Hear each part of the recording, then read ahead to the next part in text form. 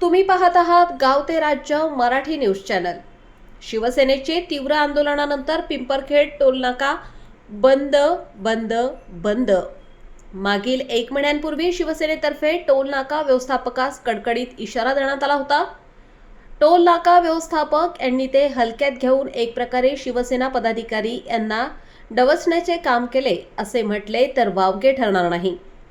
नांदगाव तालुक्याचे कार्यसम्राट आमदार सुहासअण्णा कांदे, समाजसेविका अंजुमताई कांदे यांच्या आदेशानुसार आज महाराष्ट्र औद्योगिक कामगार विकास सेना तसेच शिवसेना पदाधिकारी यांनी आक्रमक भूमिका घेत कर्मचारी वर्गाच्या न्याय हक्कासाठी कामगारांची होणारी पिळवणूक थांबवण्यासाठी तसेच जुनी पंचायत समिती ते पिंपरखेड टोल नाक्यापर्यंत N753 ला मोठमोठे खड्ड्यांचे प्रमाण वाढल्यामुळे अपघातात वाढ होत आहे।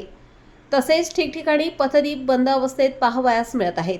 शहरातील पादचारी रस्ता सुरळीत होणे या सर्व गोष्टींची पूर्तता होत नाही तोपर्यंत पिंपरखेड टोल नाका बंद करण्यात आला आहे।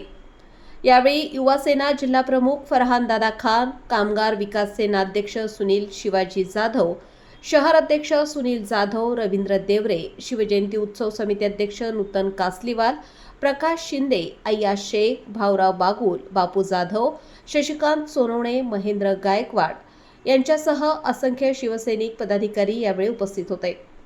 कॅमेरामन विजय भावसार, नांदगाव, संपादक विजय धामणे, नांदगाव। जय शिवाजी। अन्ना साहब तुम आगे बढ़ो, हम तुम्हारे साथ हैं। अन्ना साहब तुम आगे बढ़ो, हम तुम्हारे साथ हैं।